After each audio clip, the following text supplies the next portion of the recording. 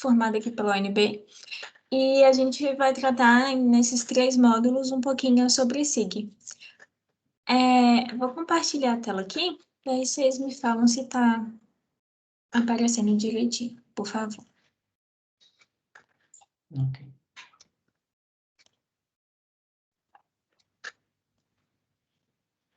Foi aí? Foi. Show. Beleza. Então, como eu falei, nesse curso a gente vai tratar um pouco sobre sistemas de informações geográficas, SIG ou GIS, e esse vai ser o módulo 1, beleza? Então, como vai funcionar o curso? Ele é dividido em 3 módulos. Esse primeiro a gente vai dar uma introdução, e aí a ideia hoje é que ele seja um pouquinho mais teórico. A gente vai tratar de conceitos, enfim, explicar, organizar a casa. E aí, a partir de amanhã, no módulo 2, é que a gente vai, de fato, mexer com softwares e tudo mais. E aí, enfim, hoje a gente não vai mexer com nenhuma aplicação, tá? Hoje é mais para a gente esclarecer algumas coisas. E aí, no finalzinho hoje, eu vou ensiná-los a instalar, para quem ainda tiver com dificuldade. Acho que o Guilherme disponibilizou os links, mas ontem algumas pessoas já vieram falar comigo sobre a instalação. Então, eu já vou explicar direitinho como fazer, porque ela, pelo menos para o ArcGIS, ela é um pouquinho mais chatinha. Então, a gente vai passar passo a passo para chegar amanhã já ter tudo mais esquematizado. E aí, na terça que vem, dia 22, a gente vai para o módulo 3, e aí a gente vai tratar de gestão de dados espaciais. E aí, a ideia é que, durante o curso, a gente tenha uma construção do conhecimento. Então, hoje a gente vai ver teoria, amanhã a gente vai colocar em prática, mas em softwares desktop, então que a gente vai precisar instalar no computador. E já na terça-feira que vem, a gente já vai desenvolver um aplicativo web com informações geográficas, tá bem? Então, hoje a gente vai ver todas essas questões que estão pontuadas aqui. Deixa eu colocar o apontador. Então, a gente vai ver um pouquinho de cartografia e geodésia, a gente vai ver conceitos iniciais de SIG, a gente vai ver arquiteturas de SIG, representação de dados espaciais. A gente vai ver bases e bancos de dados, qual a diferença entre... Desculpa. A gente vai ver a diferença entre base e bancos de dados, critérios para escolha de SIG, e a gente vai começar a ver algumas iniciativas que usam os sistemas de informação geográficas, tá? E eu estou imaginando mais ou menos que a gente leve umas 3 horas. Mas isso depende também, tipo, da participação de vocês e tudo mais. Pode ser um pouquinho mais, pode ser um pouquinho menos. Então, para começar, eu queria fazer uma pergunta para vocês, e aí se sintam à vontade para responder. Qual é a forma da Terra? Alguém arrisca chutar aí? Acho que é uma elipse. Não, geoide. Uma geóide. Isso, a forma da Terra, ela tem sido discutida, infelizmente ainda hoje, por muito tempo, qual seria a verdadeira forma da Terra. Porque, principalmente na época das grandes navegações, lá um pouco antes de 1500, quando as pessoas viam os navios partindo, os navios sumiam no horizonte, né? Então as pessoas ficavam preocupadas, e até pela tecnologia da época, alguns navios não retornavam para o seu lugar de origem. Então as pessoas imaginavam que ao navio chegar no que seria a beira da terra, o navio sumia, até porque ele não voltava, então tinha-se a impressão de que tinha um abismo na terra e que isso fazia com que os navios sumiam. Mas ao longo da evolução da tecnologia, foram se discutindo qual a verdadeira forma da Terra. E a partir disso, surgiram 2 ciências, que é a cartografia e a geodésia. A cartografia, ela é um pouquinho mais antiga que a geodésia, e a ideia dela é ter operações que sejam científicas, artísticas e técnicas que façam a representação da Terra. por meio de cartas, projetos, mapas, enfim. A ideia da cartografia é representação. Já a geodésia, ela é uma ciência de medição e representação da superfície da Terra. É um pouquinho diferente da cartografia e a gente vai passar por essas duas até a evolução para a gente chegar nos sistemas de informação geográficas mais atuais. Então, a ideia da geodésia é superar quais são as desconfianças quanto à forma da Terra. Então, hoje, a gente define a forma da Terra como um geóide. A ideia do geóide é que ele tem uma superfície irregular. É diferente dos globinhos que a gente vê tanto na escola, que tem uma superfície mais definida. A ideia do geóide, eu vou até mostrar uma figura depois, é que ele tem uma compensação de massa. Então, entre a gravidade e, por exemplo, grandes cadeias de montanhas. E por isso ele tem uma superfície muito irregular e muito complexa. Então, quando a gente vai tratar de mapeamentos na superfície terrestre, fica muito difícil fazer cálculos de distância, de área, de ângulos, quando você tem uma superfície muito irregular. Isso traz uma complexidade muito grande. Então, por isso, a gente adota as superfícies, sejam elas esféricas ou de elipsoides, que são formas mais conhecidas, um pouco mais homogêneas e que vão permitir com que a gente faça cálculos na superfície terrestre. Então, essa forma aqui embaixo é a forma do geóide, é a forma da maioria dos planetas do nosso sistema solar. Então, a gente tem a impressão, e por muito tempo, e ainda hoje em dia, a gente adota uma superfície um pouco mais esférica para representar a Terra, apenas para fins de facilitação de cálculos, mas que a forma da Terra é esse geóide com uma forma muito complexa e às vezes até um pouco estranha também. Então, como vocês podem ver, a gente tem uma compensação de massa versus a gravidade. Então, aqui nessas áreas em vermelho é onde a gente tem algumas cadeias de montanha e aqui é onde a gente tem algumas abissais marítimas. Então, a gente tem uma área mais aprofundada e uma área mais elevada. E para isso precisa haver uma compensação da gravidade e por isso chegou-se a essa forma da Terra. Então, essa é a forma adotada. Mas, para fins de cálculo e de representação, a gente pode adotar uma esfera, como a Letícia falou, ou um elipsoide, que é uma forma um pouquinho mais achatada, para a gente representar e facilitar os nossos cálculos. Então, a geodésia, ela envolve algumas complexidades. Como eu disse, a gente precisa ter uma superfície de referência para que a gente tenha medições de coordenadas, para que a gente consiga identificar pontos locais na superfície, para que a gente consiga fazer cálculos de distâncias, de ângulos, de áreas. Então, quando a gente adota uma superfície de referência, tendo em vista que o geóide é muito complexo, quando a gente tem um modelo, a gente consegue fazer cálculos. Então, dentro da geodésia, a gente tem esses 4 modelos. Esses modelos significam como a gente vai interpretar a superfície da Terra. Então, a gente tem um modelo esférico, como esse meu globinho aqui. A gente tem um modelo elipsoidal, que ele é um pouquinho mais achatado. A gente vai ter o modelo geoidal, que é o que a gente acabou de ver na figura anterior. E a gente tem o modelo plano. O modelo plano, ele é muito restrito às cartas topográficas. Então, ela vai interpretar a Terra como plana mesmo. Mas a ideia de interpretar a Terra como um plano traz muitas distorções. Então, é por isso que a gente precisa, quando trabalhar com modelos planos, a gente precisa de áreas um pouquinho menores. É por isso que as cartas topográficas, elas são divididas em vários pedacinhos. Porque tratar o modelo plano para a Terra inteira é muito complicado. Envolve muitas distorções, muitos cálculos mais complexos e, no fim das contas, a gente nem sempre tem uma coisa muito precisa. Então, por isso a gente tem uma área mais reduzida, porque a gente tem um controle maior dessa área e aí a gente consegue interpretar aquela área como uma superfície totalmente plana.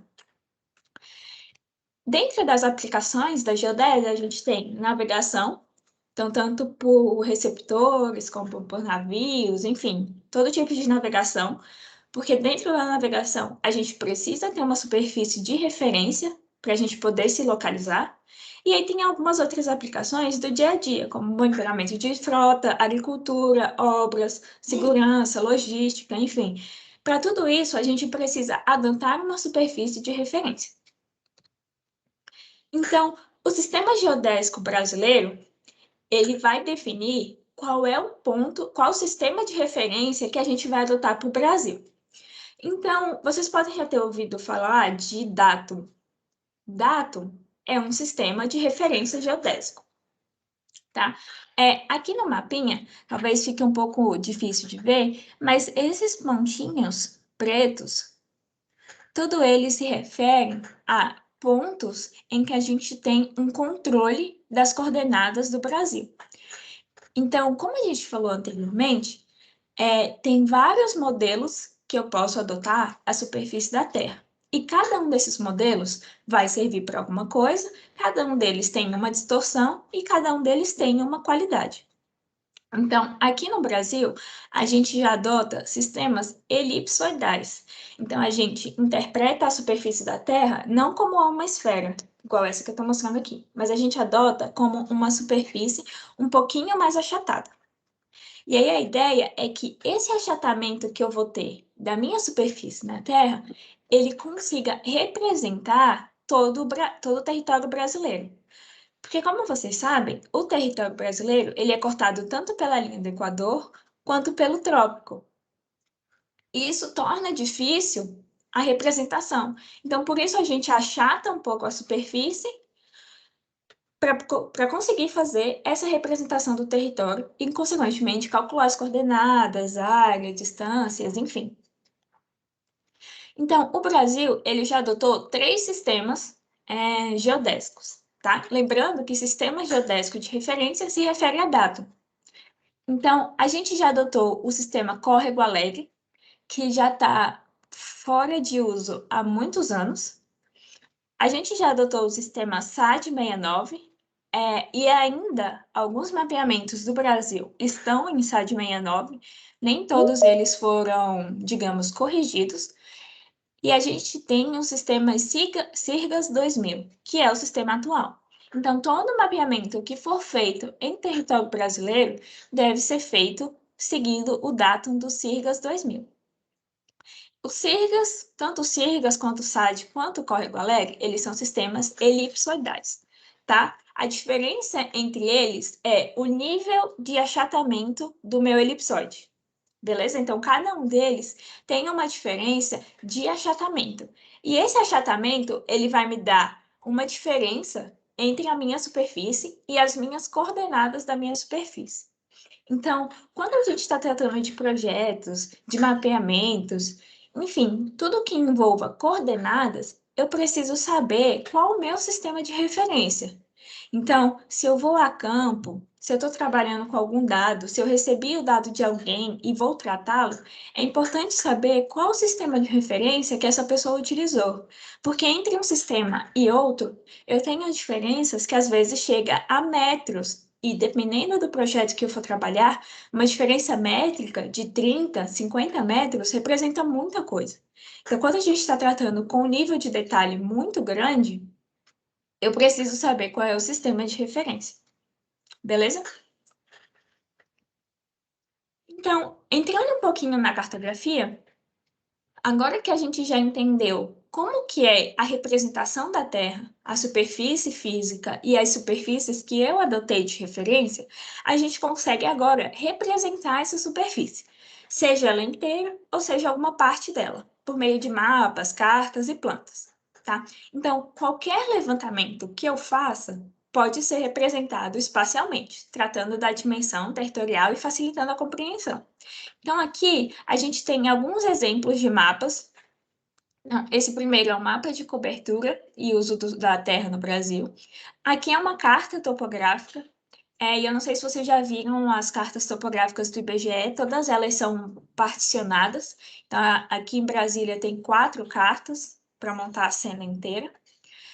A gente tem aqui outros mapas da região norte, um mapa de altimetria, e esses 2 mapas, eles são mapas mais antigos, desde a época das grandes navegações. Então, como vocês podem ver, nesses mapas, eles têm representações um pouco diferentes. Então, como eu falei antes, durante as grandes navegações, quando alguns navios sumiam ou algum efeito da natureza, como, por exemplo, uma corrente marítima, como se tinha pouco conhecimento do que se era, os mapas eram representados como algumas figuras fictícias, como, por exemplo, os dragões, quando algum navio não retornava, então imaginava-se que tinha algum dragão ou alguma coisa que pudesse fazer com que esses navios sumissem. E quando a gente tinha alguma corrente marítima, era representada como se tivesse uma espécie de furacão no mar. Então, os mapas eles são representações que vão traduzir interesses e objetivos de quem está fazendo eles. Então, tem um interesse por trás da pessoa que produz. E todo produto cartográfico, ele é útil de algum jeito. Mas ele vale para uma determinada aplicação em um determinado instante de tempo. Então, esse mapa que está feito aqui, ele foi feito na época da colonização das Américas.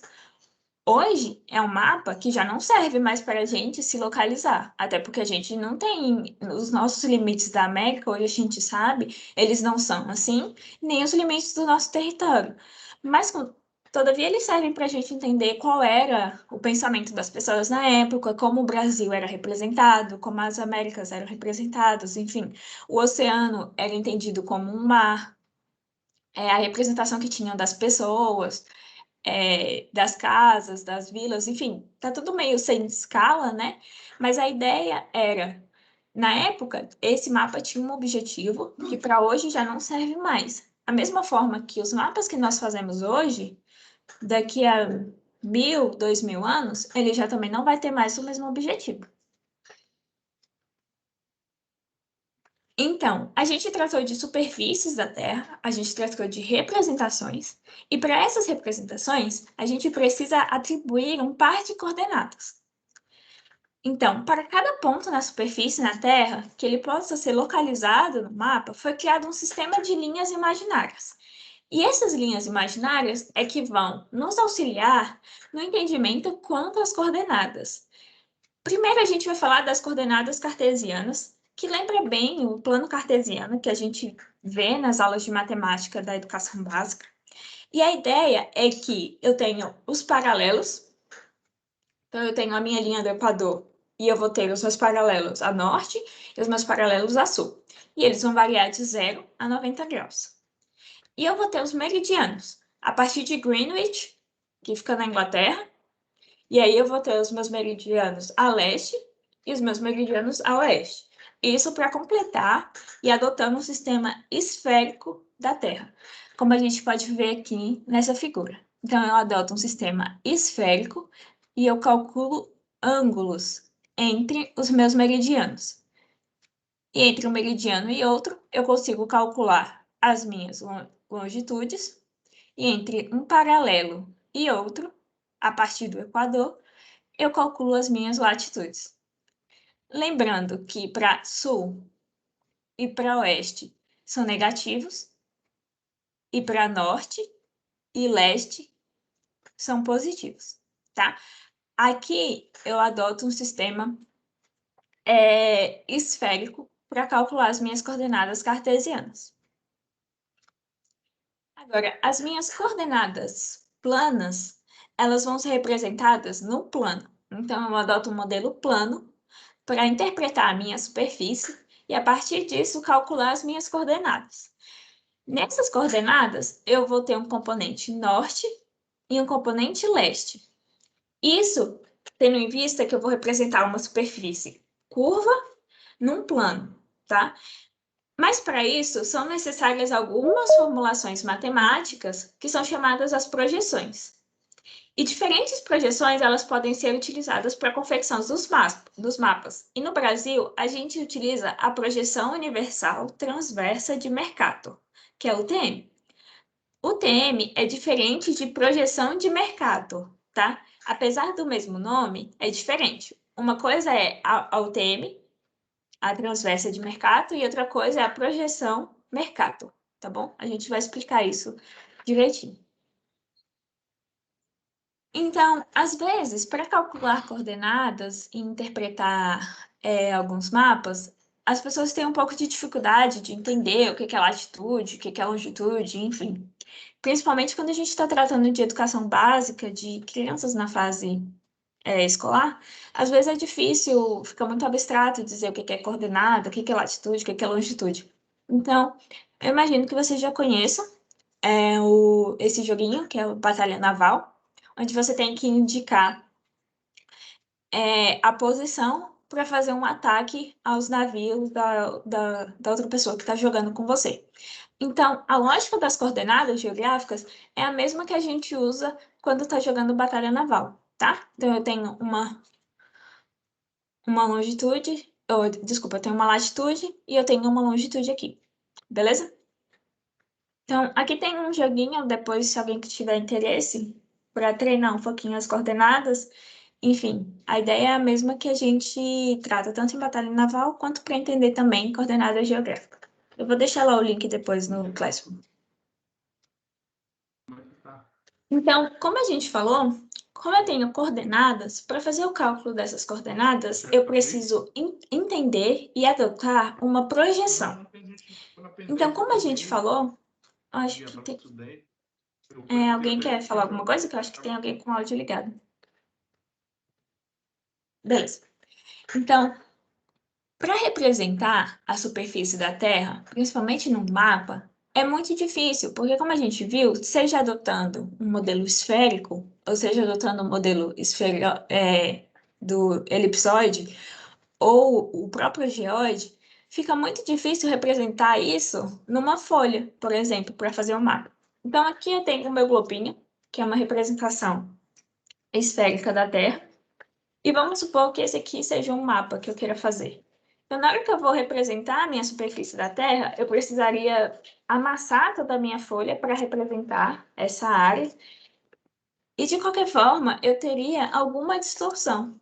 Então, a ideia das projeções geográficas é que eu tenha a representação o mais fidedigno possível da Terra num plano, numa folha, num mapa, enfim. Mas todas as projeções, elas trazem deformações. Então, algumas vão privilegiar algumas coisas, outras vão privilegiar outras, enfim. E a depender do que você tem interesse em representar, você vai precisar adotar uma projeção diferente, tá? Então, as projeções, elas são representações da minha superfície terrestre por meio de modelos matemáticos. Então, a gente tem basicamente e aqui é só para dar uma simplificada, uma pincelada geral, a gente tem três tipos de representação. Então, a gente tem uma representação cilíndrica, onde eu tenho o meu globo terrestre sendo praticamente envolvido por vamos chamar de folha. E ela vai representar, e ela vai privilegiar, na verdade, todas as zonas que eu tenho aqui próximas ao Equador. Porque a partir do momento que eu já pego a curvatura da Terra, essa representação ela já fica muito distorcida. Então, aqui eu tenho um privilégio das zonas que próximos ao Equador, que é a projeção de Mercator, lembrando que a projeção de Mercator é diferente da UTM, e eu tenho a projeção de Peters, por exemplo, tá? As duas, elas são importantes para navegação, por exemplo, porque elas vão manter as formas dos continentes, as duas, mas uma vai valorizar uma parte do globo e a outra vai valorizar uma outra parte do globo. Aqui, a de Peters, ela valoriza o hemisfério sul e a projeção de Mercator, ela valoriza o hemisfério norte, tá bem? Então, a depender de onde eu estou trabalhando ou qual o meu interesse, eu preciso verificar qual a projeção que melhor me atende. Então, a gente tem a projeção cônica, por exemplo, onde eu tenho um cone encaixado na minha superfície terrestre. E aqui, essa projeção, ela é interessante para as zonas de média latitude, tá? Então, a partir dos 30 graus norte. Então, dá para ver aqui, por exemplo, que o hemisfério norte, a região asiática e a Rússia, por exemplo, elas são melhores representadas aqui por essa projeção cônica. O mesmo vale, por exemplo, se o meu cone tivesse para o hemisfério sul, tá? Então, a região sul do Brasil, a Argentina e também os polos, eles são melhor representados por uma projeção cônica. E eu tenho a projeção plana, ou azimutal, ou polar. Então, eu tenho uma representação que normalmente ela é melhor utilizada para os polos. Então, eu tenho o meu globo terrestre e um plano em cima, tá? E aí a ideia é que ela esteja melhor representada para os polos. Mas a ONU adota essa projeção na sua logo, porque a ideia é tratar de equidade na ONU. Então, quando eu tenho essa projeção vista a partir do polo, eu não valorizo a área nem representação de nenhum dos outros continentes. Então, quando a ONU adotou essa projeção, a ideia de que todos os países são iguais a partir da visão da ONU. Beleza? Então, aqui é uma animaçãozinha para mostrar o quão difícil é representar a superfície da Terra sem que haja distorções no plano. Então, deixa eu repetir aqui de novo. Então, a gente tem um modelo esférico e a ideia de particionar a Terra fica muito difícil para cálculos. Então, quando a gente transporta para um plano sem as deformações, fica difícil fazer cálculos. Então, a ideia, de fato, de ter as projeções é que eu tenho o meu modelo de referência da superfície, eu vou ter as minhas projeções, isso tudo para facilitar o meu entendimento e o meu trabalho na superfície terrestre. Então, aqui, deixa eu mostrar esse site para vocês.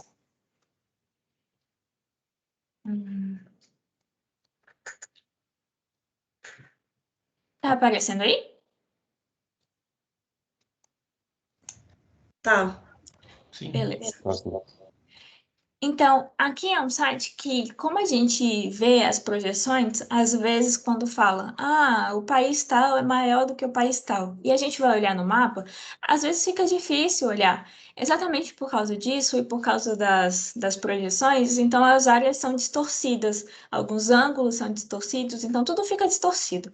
E aí, para a gente ter noção de qual que é o tamanho dos países de fato, a gente precisa adotar uma projeção de referência. Então, aqui, esse é um site que ele vai você pode digitar o nome aqui do país que você tem interesse, no caso eu já separei o Brasil aqui, e aí ele vai te dizer qual é o tamanho do Brasil de fato, em qualquer lugar do planeta.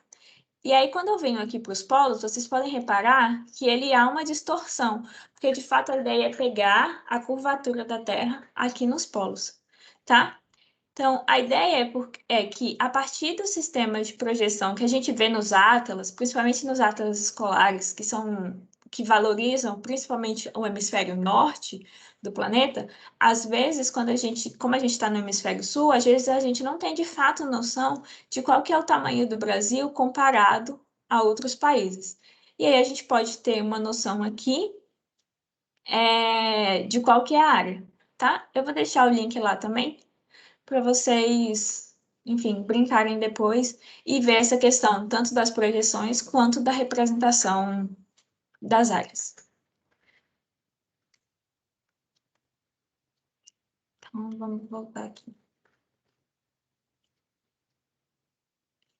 Beleza, então, o Brasil, ele adota oficialmente uma projeção policônica. Então, a gente viu a projeção cônica, que eu tenho um cone encaixado no meu modelo esférico da Terra. O policônico, ele vai ter dois cones encaixados para fazer essa representação. E o Brasil adota essa projeção policônica porque, como eu falei, a gente está cortado tanto pelo Equador quanto pelo trópico. E aí a região sul do Brasil acaba ficando muito distorcida quando a gente adota outros modelos, por exemplo. Então, a projeção cilíndrica, por exemplo, ela seria muito interessante para o Brasil até a região sul. Mas como a região sul já está inserida em outro tópico, e aí começa a distorcer. Então, para não ter uma parte do Brasil representada de modo mais fidedigno e uma outra parte do Brasil totalmente distorcida, então a gente adota a projeção policônica, tá? E aí a ideia é diminuir a deformação que há aqui na região sul. Então a gente vem com um cone a partir do Polo Sul e um outro cone a partir do Polo Norte, para poder encaixar a superfície do Brasil e conseguir representá-lo de modo mais fidedigno. E aí, a gente adota também a universal transversa de Mercator, que é uma projeção cilíndrica. Mas a UTM, ela vai deformar a região sul do Brasil, como a gente já tinha comentado anteriormente, tá? Mas a UTM, como ela é um sistema métrico de representação, então acaba que a gente adota por essa facilidade mesmo, de não ter que trabalhar com ângulos, mas ter que trabalhar com metros.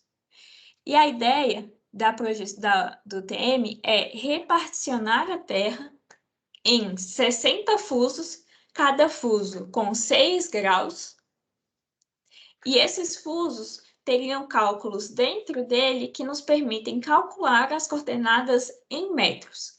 Então, vamos ver. Só um detalhe: o Brasil ele adota do fuso 18 ao fuso 25. E aqui um detalhe, por exemplo, Brasília está entre dois fusos, entre o fuso 22 e o fuso 23.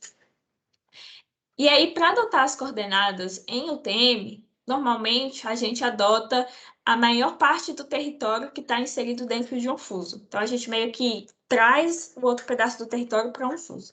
Então, por exemplo, Brasília tem um pedacinho aqui no fuso 22. Então, a gente finge que não existe esse pedaço no fuso 22 e traz para o fuso 23.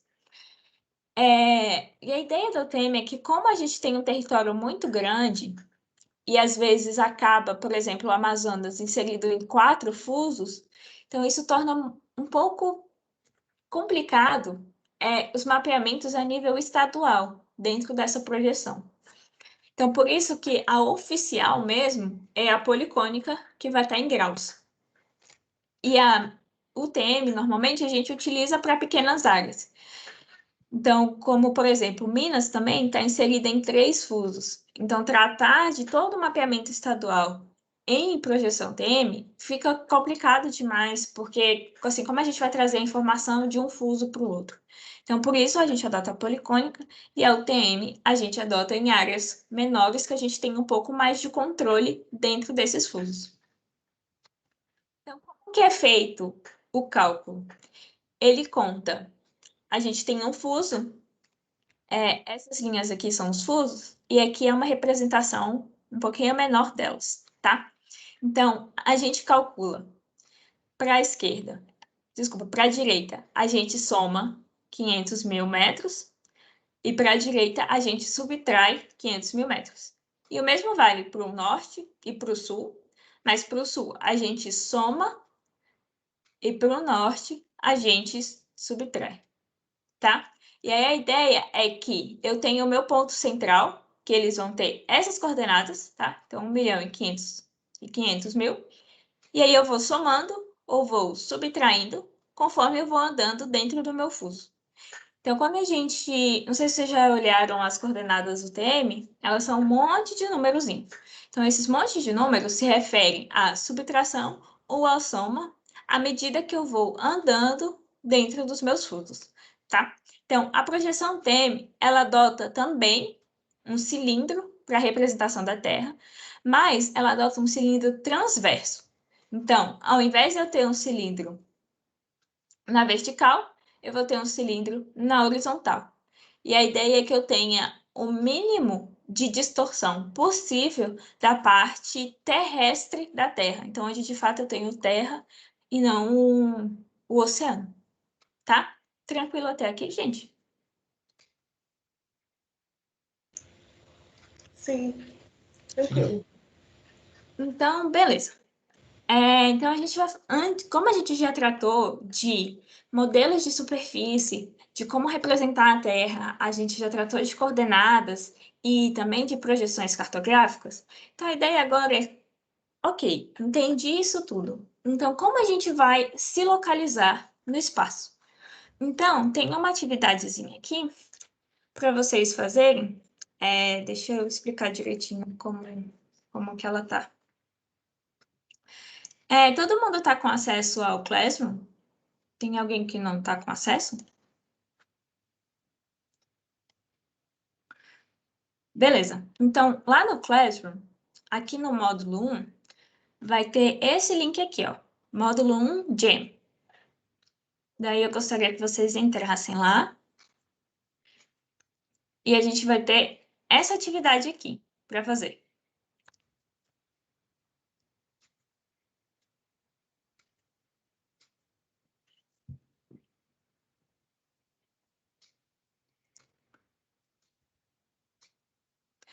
Beleza, então conforme vocês forem entrando, aqui vão ter 4 quadros, tá?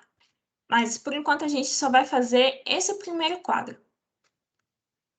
Acho que já está no ponto lá, que aqui é o 1/4, então fiquem nesse primeiro por enquanto.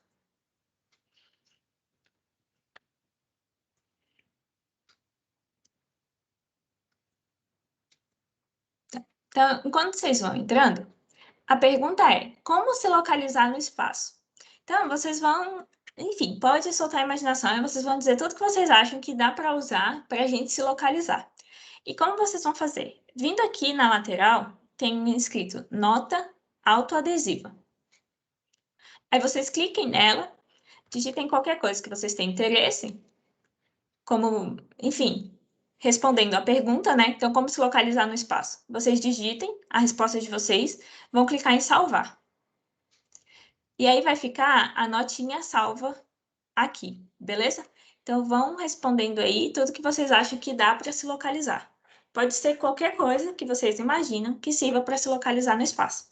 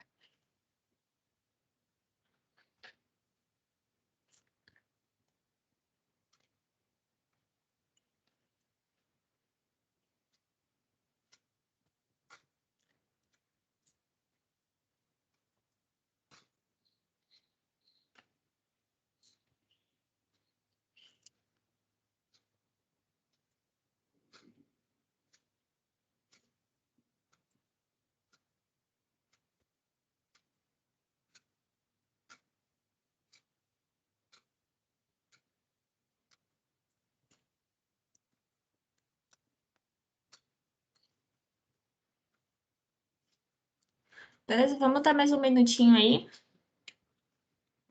para vocês irem respondendo.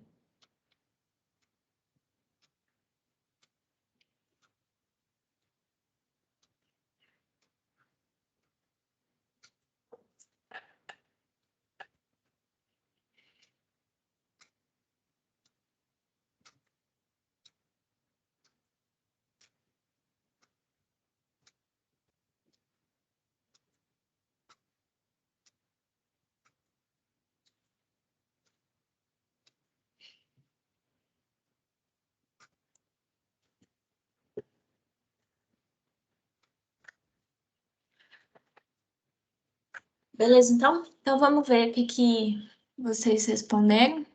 Acho que tem mais gente entrando aí. Vamos dar um tempinho.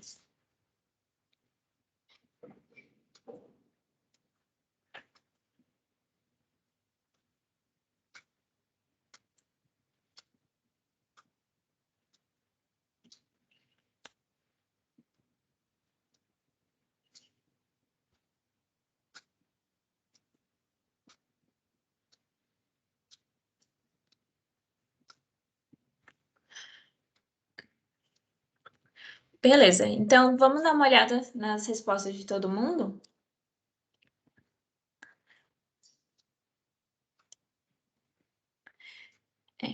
Podem indo escrevendo aqui enquanto a gente vai comentando também, tá bom? Então, ó, colocaram Rosa dos Ventos, Lua, as estrelas, direções, bússola, coordenadas, marcos, acidentes geográficos, morros e montanhas, posicionamento dos planetas, marco, Cruzeiro do Sul, Sol, GPS, astrolábio, estrelas, pontos de referência, mapas cartográficos, sistema solar, rios. Isso tudo serve para a gente, de fato, se localizar no espaço. Então, a ideia é que, por exemplo, com rios, estrelas, marcos, acidentes geográficos, eu tenho uma referência no meu espaço geográfico. Então, quando a gente trata de localização, a gente trata de precisão também, tá? Então, esses pontos que vocês colocaram, como lua, sol, rios, estrelas, isso tudo me ajuda a ter uma referência do meu espaço. Então, onde eu estou? Com isso, eu consigo me referenciar. Mas para me localizar, eu preciso ter uma coisa um pouco mais precisa, de fato. Então, para localização, a gente trata de fato de coordenadas geográficas. Beleza? Então, a ideia desse exercício era que a gente trouxesse uma diferença de conceitos entre localização e referenciamento, tá? Então, quando eu tenho uma referência, se trata de como eu, enquanto indivíduo, me identifico no espaço. Por exemplo, eu olho aqui no caso, eu estou com o sol aqui a leste, bem na minha janela. Então, eu tenho, por exemplo, um bloco aqui atrás do meu. Então, isso tudo é como eu me identifico no espaço. Agora, para localização, eu preciso de um pouco mais preciso. Então, por exemplo, eu não sei direito a minha coordenada, mas é 15,05 menos 15,05, menos 47 ponto alguma coisa. Então, essa é a minha localização de fato. Beleza? Deu para diferenciar a ideia entre localização e referência?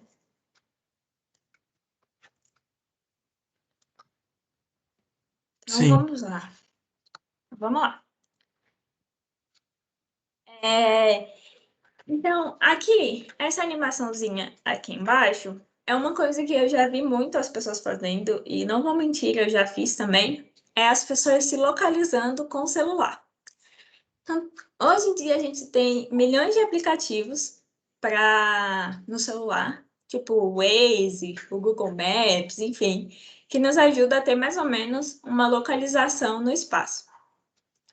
E aí eu vi que alguém lá colocou GPS. E aí, essa também é uma outra confusão que a gente tem em dizer o que é o GPS. Então, vamos lá, vamos começar do começo. A gente viu lá os sistemas de representação da Terra, a gente viu sobre mapas, a gente viu sobre coordenadas, e agora a gente está vendo sobre localização. Então, a gente trata agora de Sistema Global de Navegação por Satélite, que é o GNSS. O GNSS não é a mesma coisa que o GPS. E quando eu falo, eu tô com GPS, você não tá com GPS, você tá com receptor de GNSS. Então vamos explicar melhor o que é isso. O GNSS, ele é um sistema utilizado para determinação de coordenadas, seja ela coordenadas cartesianas, que eu vou trabalhar com ângulos, ou seja ela coordenadas métricas. Então, o GNSS, ele é uma constelação de satélites que vai permitir com que a gente tenha um posicionamento e uma localização em alguma parte do mundo sob condições climáticas diversas. O GPS, ele é um dos sistemas de satélites que está inserido no GNSS, tá? Então, GPS é um é uma constelação de satélites. O GNSS é um sistema de navegação. Então, aqueles aparelhinhos que normalmente a gente usa no campo, ele é um receptor de GNSS. E o GNSS, ele é feito por várias constelações de satélites. E cada constelação de satélites vai receber um nome. Uma dessas constelações de satélites que nos permite se localizar no mundo é o GPS, tá bom? Então, o GNSS é um termo amplo para sistemas de navegação e o GPS é um só desses sistemas. Agora, quando a gente está tratando do aparelho que a gente usa no campo, o nome correto é receptor de GNSS. Beleza? Ficou claro? A ideia de tratar o celular, por exemplo, é que os nossos celulares, eles não são receptores de GNSS, tá? Então, a ideia de se localizar com o celular, tudo bem, para algumas coisas serve. Mas, por exemplo, se eu vou para campo e vou fazer um mapeamento um pouco mais detalhado, o celular, ele já não serve. Por exemplo, não sei se quem tem o sistema iOS, quem tem celulares iPhone, normalmente quando vai usar a bússola, ele pede para calibrar antes de usar. Mas os sistemas Android, por exemplo, ele já não te pede antes de calibrar. Então, normalmente a gente vai se localizando com o celular sem saber se o seu sistema está calibrado ou não, sem saber qual que é a constelação de satélites que ele está usando para pegar o sinal. Então, normalmente Android a gente às vezes não aciona a calibração dos dados. Então, se for para, por exemplo, eu quero ir na casa de um amigo e não sei o caminho, tudo bem usar o celular, claro, já é uma ferramenta que está ali. Agora, quando a gente vai para campo, que precisa de informações mais precisas, não é recomendado usar o celular. A ideia é usar algum receptor de GNSS, tá? Então, normalmente as pessoas confundem, chama qualquer aparelhinho de GPS, mas GPS é uma constelação de satélites, tá bom? O que a gente tem, o que a gente adquire, é um receptor de GNSS.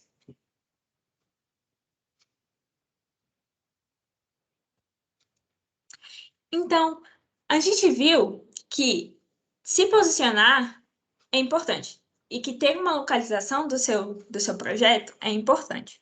Então, a gente está tratando agora de sistemas de referência e posicionamento. Então, a gente tem diversos modelos da Terra que a gente pode adotar. E cada um desses sistemas de referência geodésicos, que também são chamados de datum, eles têm tanto um modelo terrestre, quanto um nível de achatamento, quanto um nível de distorção, enfim. Cada referencial geodésico, ele vai ter as suas características.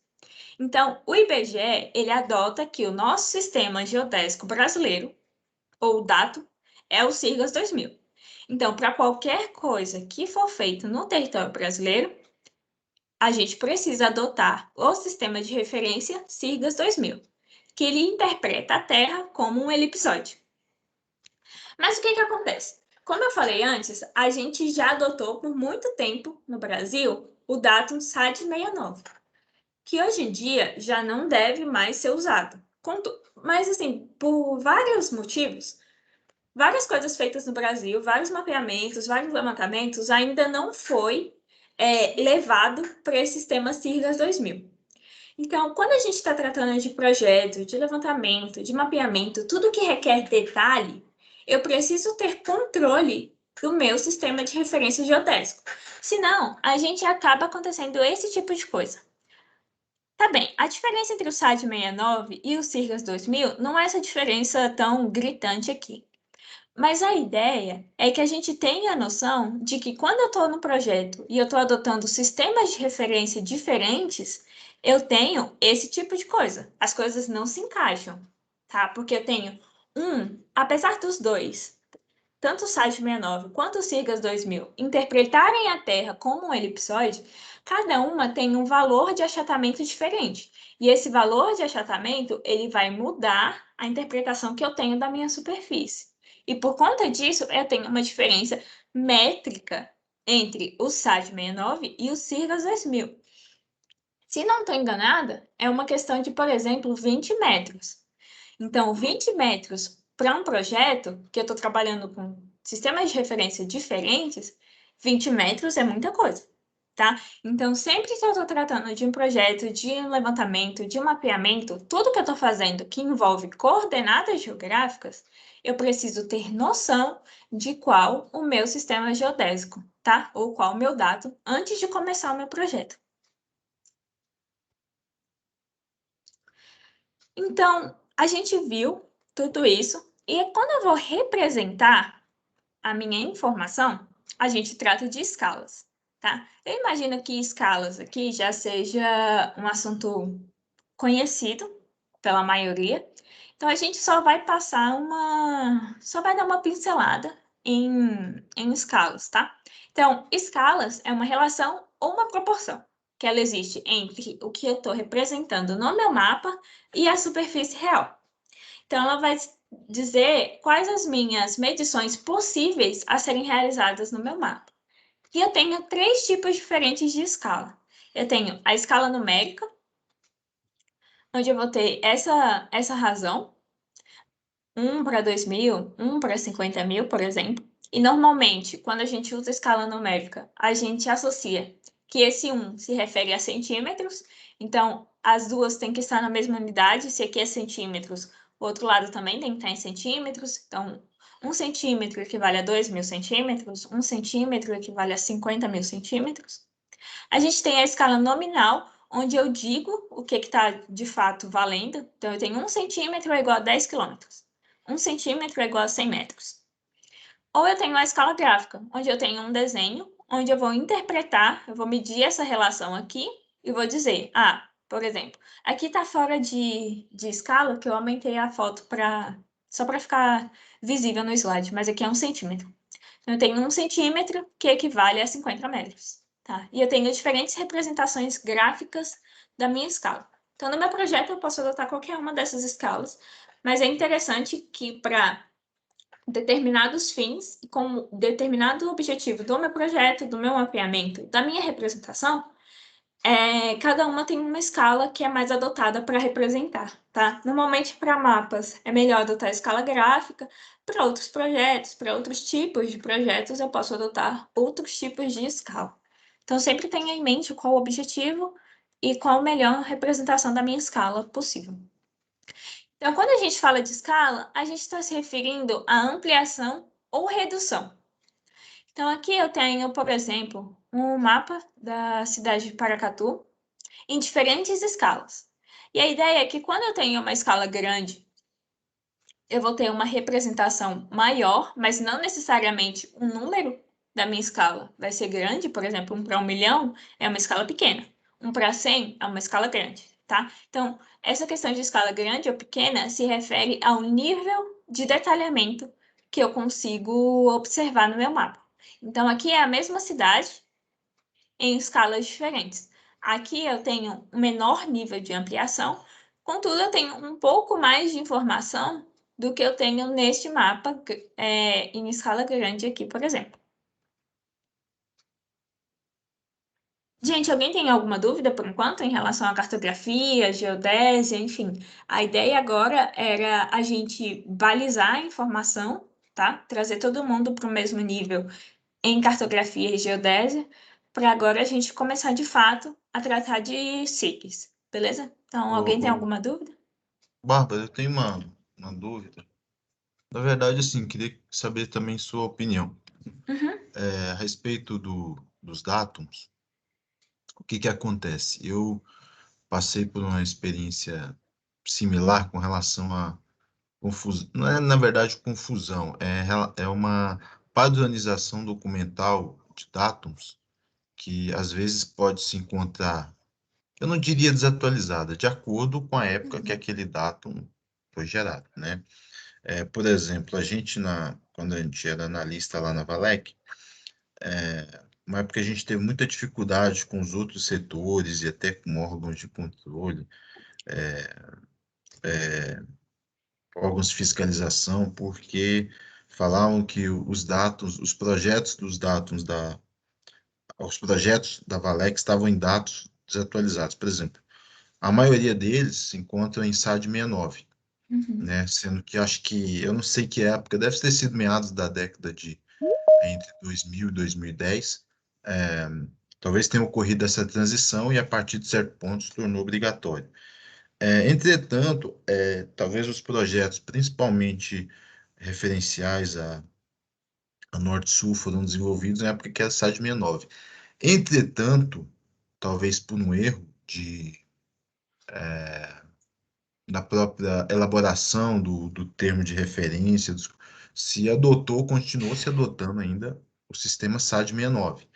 E aí vivia se exigindo que os projetos que estavam entregues já fossem compatibilizados para o novo datum, como se isso fosse uma coisa relativamente fácil, né? E assim, na minha opinião, não é, porque a partir do momento que você começou o seu projeto naquela base, é um processo muito complexo de você migrar todo o seu projeto para outra base de dados.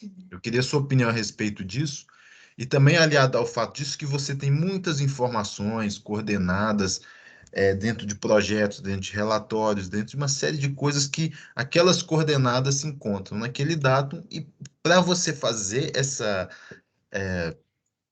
transferência, essa transferência dos dados de um dado para o outro, poderia ser um processo que poderia ter erros, e mesmo assim você também não poderia mapear todos os dados estão naqueles dados, você poderia ter um erro. Então, eu queria saber qual que é a sua opinião a respeito disso, se realmente isso gera uma dificuldade, porque o datum, por exemplo, eu ouvi falar que vários órgãos aí ainda utilizam, por exemplo, o Córrego Alegre. Se eu não me engano, acho que a Petrobras ou a Transpetro ainda utiliza o Córrego Alegre porque os projetos dela antigos e qualquer ampliação que ele for fazer, mas eu acho que ampliação não, porque ampliação você parte daquele ponto ali, você transforma e aí você segue sabendo, mas às vezes eles ficam com receio de mudar o datum e continuam com dados ainda de Córrego Alegre. Eu acho que eu vou falar também que a Prefeitura de Curitiba ainda trabalha com Córrego Alegre, entre outras prefeituras aí. Eu queria saber sua opinião a respeito disso, né? A ideia de implantar o SIRGAS, na verdade, é que, por exemplo, a gente faz fronteira com diversos países. Então, por exemplo, eu tenho uma rodovia lá em Roraima. E aí eu preciso fazer, às vezes, por algum acordo entre os governos, entre países, a gente decidiu que o Brasil vai até o outro país para fazer manutenção, enfim, alguma coisa relacionada à rodovia que já está em outro território. Só que chega lá no outro território, só atravessou a rua, já era um outro dado. E aí isso estava gerando uma confusão. E a gente é um país continental que tem uma influência muito grande na América do Sul, e isso estava gerando confusão, porque se a gente queria trabalhar em um outro país, às vezes levar uma tecnologia que tinha no Brasil para outro lugar, não conseguia, porque lá era outro sistema, e aí a gente chegar com outro sistema, enfim, aí virava uma salada. E aí a ideia falou assim, não, então vamos adotar um sistema que vale para a América do Sul inteira, que é o SIRGAS. E aí o centroide, vamos dizer assim, o marco central vai ser Cuiabá, que é mais ou menos o centro, assim, dos circos. Só que quando a gente teve essa transição do SAD 69 para o Cirgas 2000, muitas pessoas ficaram resistentes, não, mas eu já estou fazendo lá no SAD 69, não quero mudar para o Cirgas 2000. E era uma diferença, assim, entre um e outro, que não era uma coisa, assim, muito grande, mas quando a gente está tratando de precisão, tinha uma diferença. E a mesma coisa aconteceu quando a gente veio do Córrego Alegre para o SAD 69. Muitas pessoas ficaram resistentes não, eu já estou fazendo nesse sistema, não quero mudar. E aí, o que que o IBGE fez? O IBGE falou assim, não, o nosso sistema oficial vai ser o SIRGAS 2000. Todo mundo vai ter que fazer no SIRGAS 2000. E aí as pessoas ficaram, mas o que que eu vou fazer? Quais vão ser os cálculos que eu vou fazer? Qual a diferença entre um e outro? Enfim, e aí o IBGE desenvolveu uma calculadora. Então Uhum. você tem lá o seu projeto que está em site 69. Aí você pega tudo que está de referência do seu projeto, insere nessa plataforma, se não me engano o nome dela é ProGrid, Uhum. e ela já vai te dar corrigido para o Cirrus 2000. Então, todos os projetos, todos os mapeamentos, que eram realizados por governos, por iniciativa privada também, por prefeituras, elas deveriam passar por essa calculadora. Então, eu insiro meu projeto que está em SAD ou em Córrego Alegre e faço essa transição para o SIGAS.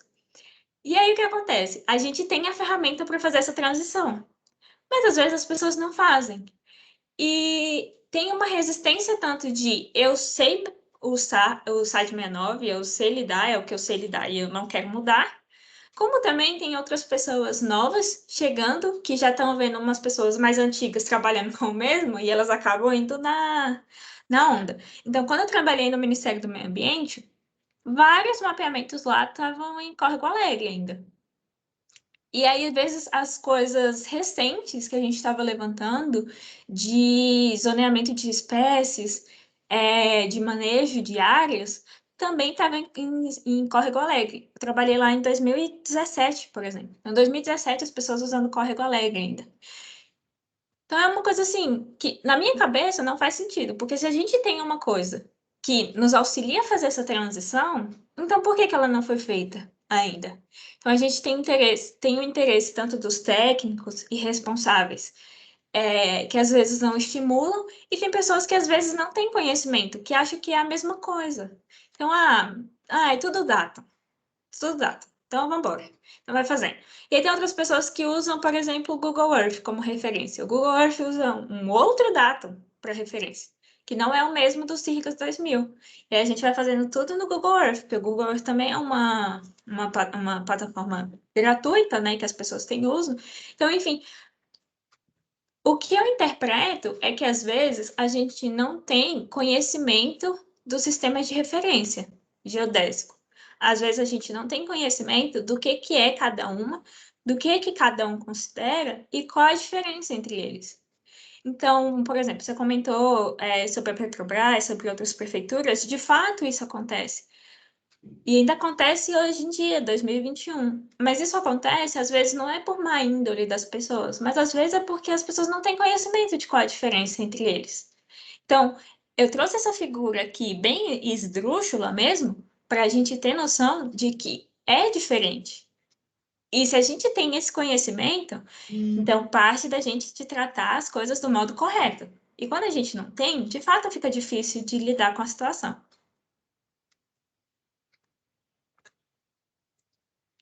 Beleza, gente? Alguém tem mais alguma dúvida? Eu não sei se eu te respondi, Alex. Não, respondeu. Alguém tem mais alguma dúvida sobre o que a gente falou até agora? Então, beleza, então vamos continuar.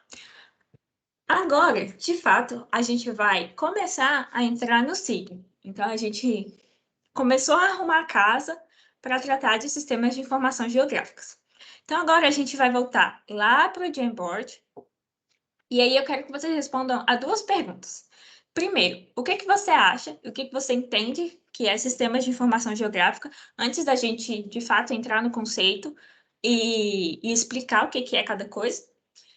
E segundo, quais são as suas principais dúvidas referentes aos sistemas de informação geográfica? E a ideia é pegar essas dúvidas de vocês e pegar os conceitos que vocês têm para a gente terminar de organizar a casa, tá bom?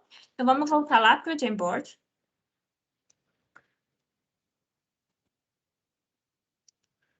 Vamos voltar lá para o Jamboard, não é aqui? É aqui. Então, agora vocês vão para essa segunda telinha, tá? Se tiver alguma dificuldade, é só passar aqui no próximo frame. E da mesma forma que a gente começou, a gente vai aqui em nota autoadesiva, escreve o que vocês têm interesse, e então em salvar. E aí vocês vão responder essas duas telinhas. Primeiro, o que você entende por SIG, pode ser qualquer coisa que você vê na sua cabeça relacionada a SIG. E aí na tela 3, vocês vão dizer quais as principais dúvidas que você tem em relação ao SIG, tá? Pode ser qualquer coisa, enfim, sintam-se à vontade.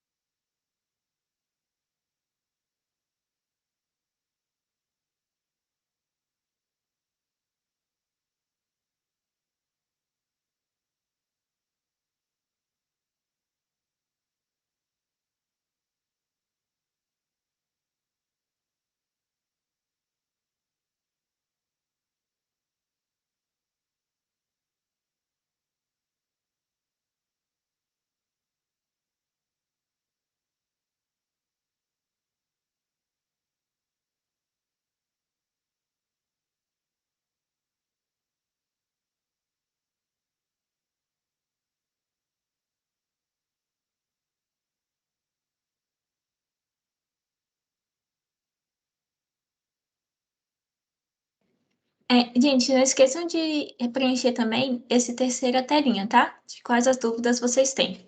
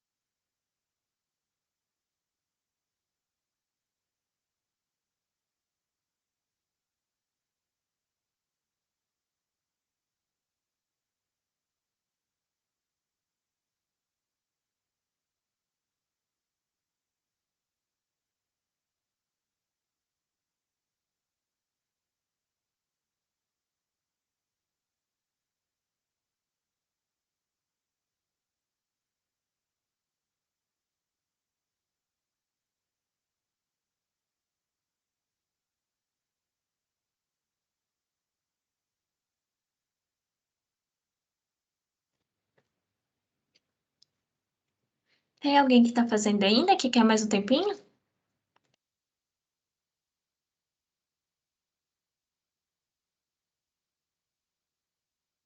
O meu aqui não tá dando, ele tá tipo caindo. Beleza, então vamos esperar mais um pouquinho para ver se você consegue colocar aí, tá bom? Beleza.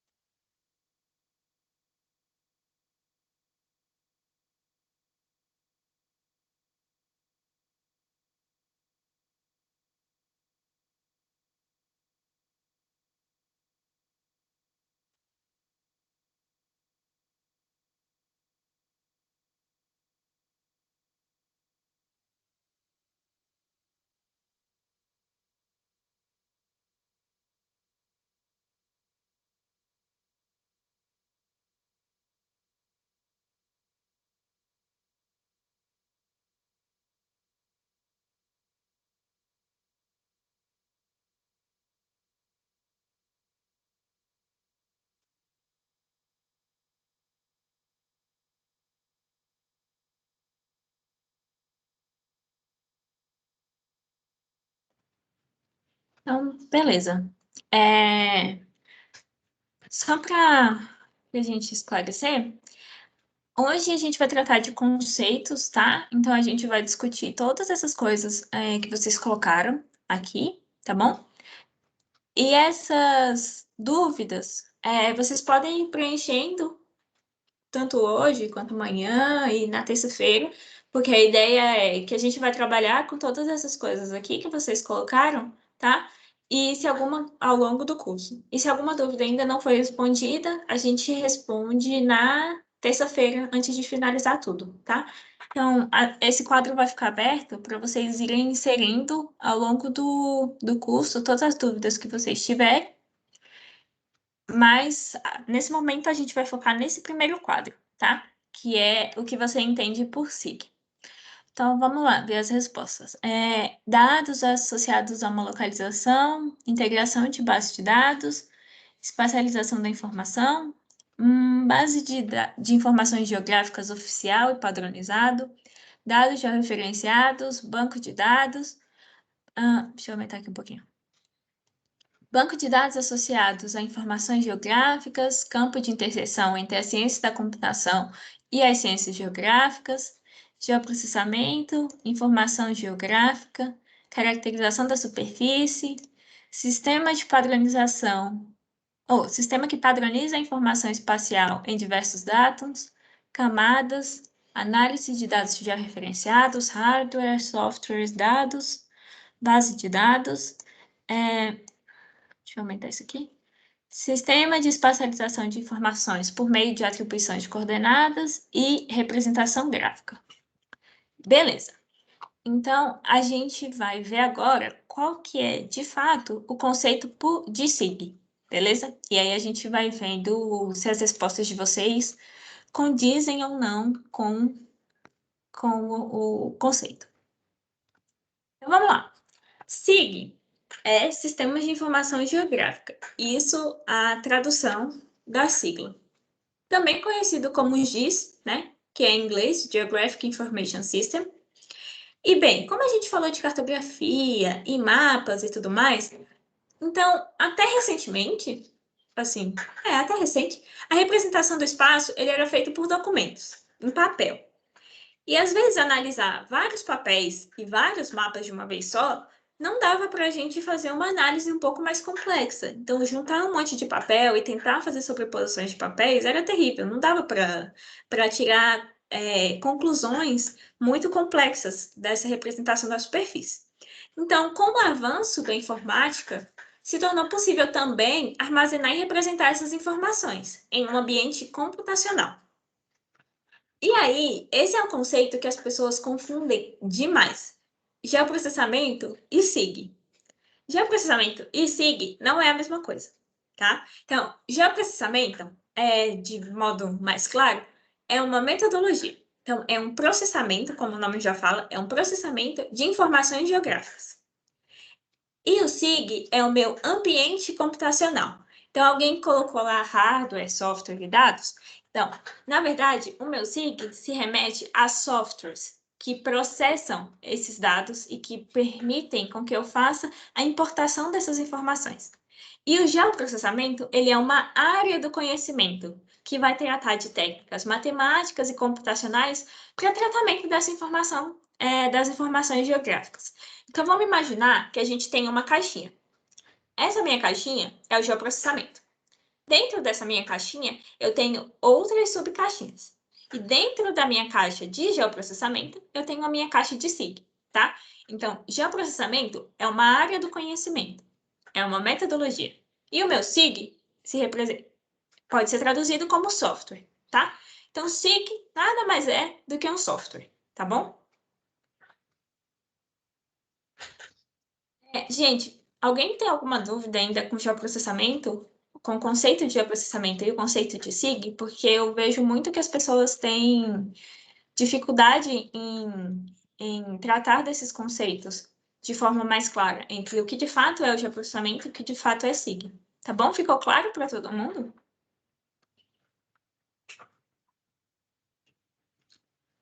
Então, beleza. Então, vamos lá. Ó, sempre que o onde aparece entre as questões e problemas que eles precisam ser resolvidos, eu tenho uma oportunidade de considerar a adoção de um SIG. Então, sempre que o meu problema se remete a onde, eu posso adotar um SIG para resolver esse meu problema.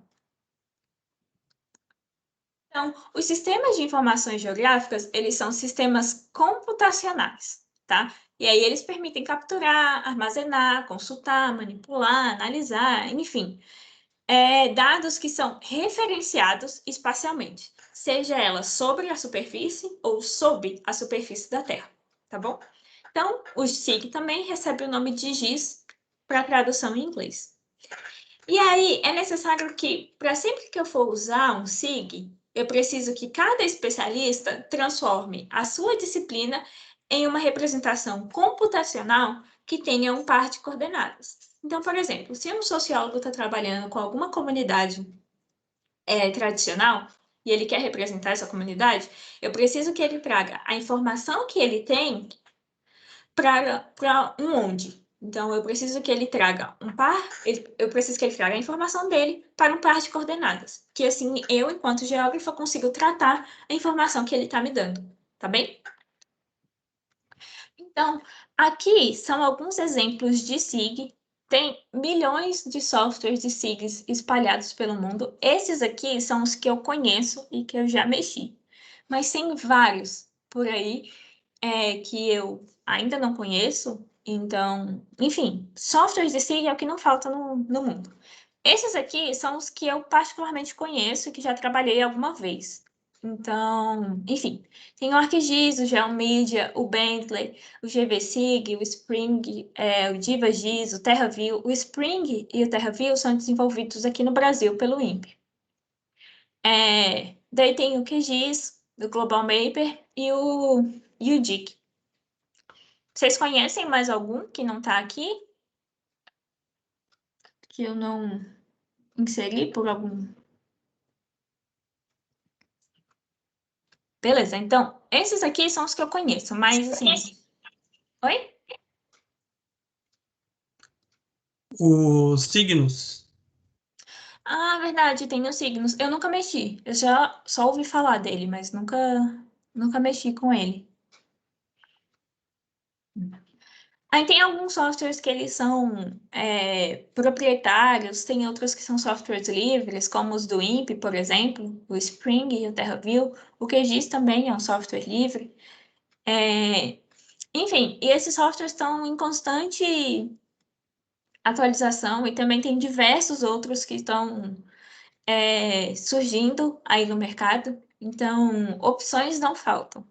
E mais para frente, a gente vai tratar de como escolher um software, tendo em vista os diversos que existem por aí. Beleza? Gente, então, são 9h30. A ideia hoje é ser um pouquinho mais rápido, tá? A ideia, acredito que a gente não vai até meio-dia. A gente só vai tratar de alguns conceitos, esclarecer coisas, enfim, ter mais uma conversa, um bate-papo. Então, como são 9h30, vamos fazer uma pausa, tá? Para esticar as pernas. São 9h30 agora. Vamos dar uns 20 minutos, vamos voltar a 9h50, tá bem? Ok. Beleza.